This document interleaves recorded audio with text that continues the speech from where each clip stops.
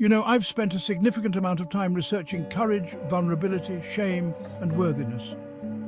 These experiences, both personal and professional, taught me one crucial thing. Protecting your mental well-being is paramount. We often think about our physical health, but what about our emotional well-being? We can't pour from an empty cup, can we? Maybe it's a family member, a friend, a colleague, or even a romantic partner. Whoever it is, know this. You deserve to be treated with respect, kindness, and dignity. This video is a roadmap to reclaiming your power. Before we can heal, we need to correctly diagnose the problem. What are the red flags, the subtle or not so subtle cues that something isn't right? Toxic behavior often disguises itself as something else. It might be veiled as tough love or disguised as a joke, but deep down, you feel the sting. Maybe you're constantly being criticized, judged, or belittled. Perhaps you feel manipulated or controlled, your opinions dismissed as insignificant. Pay attention to how you feel around this person. Do you feel anxious, on edge, or like you're walking on eggshells? These are signs that the relationship might be taking a toll on your well-being. Recognizing toxic behavior is the first step towards healing and reclaiming your power. In the next chapter, we'll discuss how to establish healthy boundaries. Setting boundaries is an act of self-respect.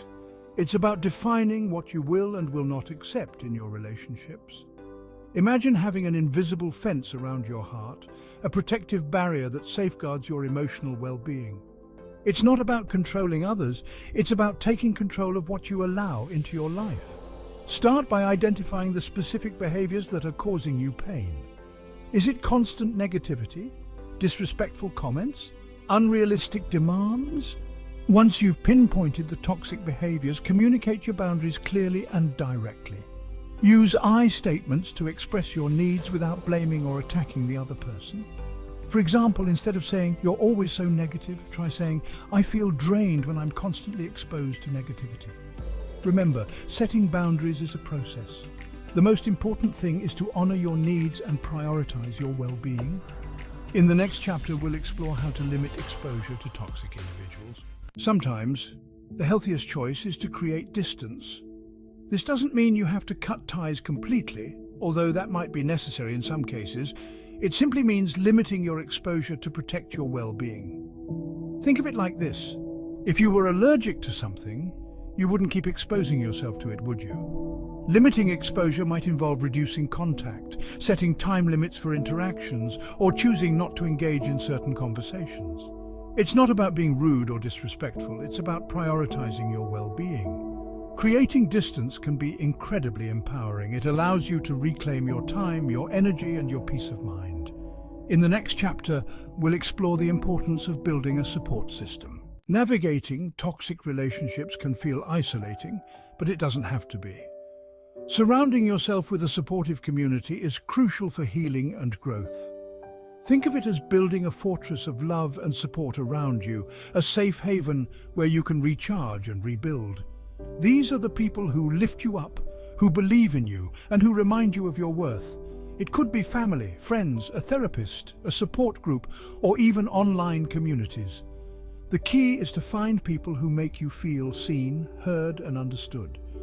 Reach out to those you trust and let them know what you're going through. Remember, vulnerability is not weakness, it's courage. Building a support system takes time and effort, but it's worth it. In the next chapter, we'll delve into the importance of self-care. When you're dealing with a toxic relationship, it's easy to neglect your own needs. You might feel guilty for prioritizing yourself, but here's the truth.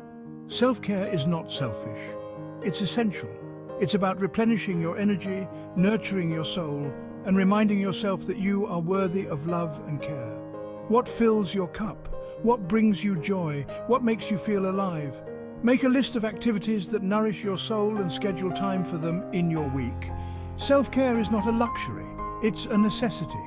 It's about making a conscious effort to prioritize your well-being, even amidst difficult circumstances. When you prioritize your well-being, you show up as a better version of yourself in all areas of your life. In the next chapter, we'll explore practical coping strategies to help you manage the emotional rollercoaster of toxic relationships. Dealing with toxic behavior can feel like being on an emotional roller coaster. One effective strategy is to practice mindfulness. This involves paying attention to the present moment without judgment, noticing your thoughts and feelings without getting swept away by them. Mindfulness can help you observe the situation with more clarity and respond with more intention. Another helpful tool is deep breathing exercises. When you're stressed or anxious, your breath becomes shallow and rapid. Deep breathing helps to slow down your heart rate, calm your nervous system, and bring a sense of peace to your body and mind. It's also helpful to find healthy ways to express your emotions. Remember, coping strategies are not about suppressing your emotions. They're about managing them in a healthy way. In the next chapter, we'll discuss the importance of evaluating your relationships and making difficult decisions if necessary. Sometimes the healthiest choice is to walk away. This isn't easy, but staying in a toxic relationship to avoid discomfort is like holding onto a hot coal and hoping it won't burn you. Start by honestly assessing the impact of the relationship on your well-being. Is this person adding value to your life, or are they draining your energy? Do they support your growth, or do they hold you back? Remember, you teach people how to treat you. If you consistently accept disrespectful behavior, you're sending the message that it's okay.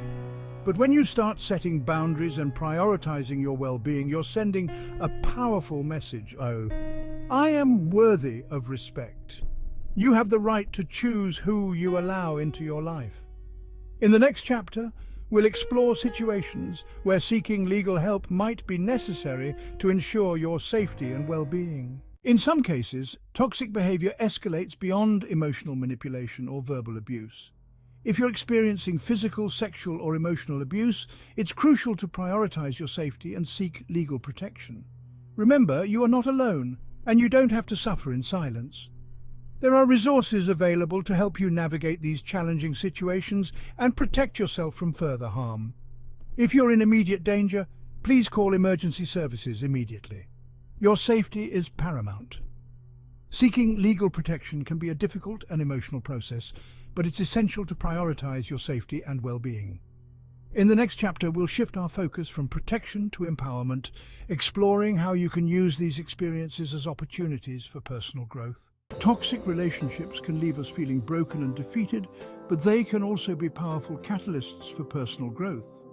As you heal and rebuild, view this experience as an opportunity for profound learning and transformation.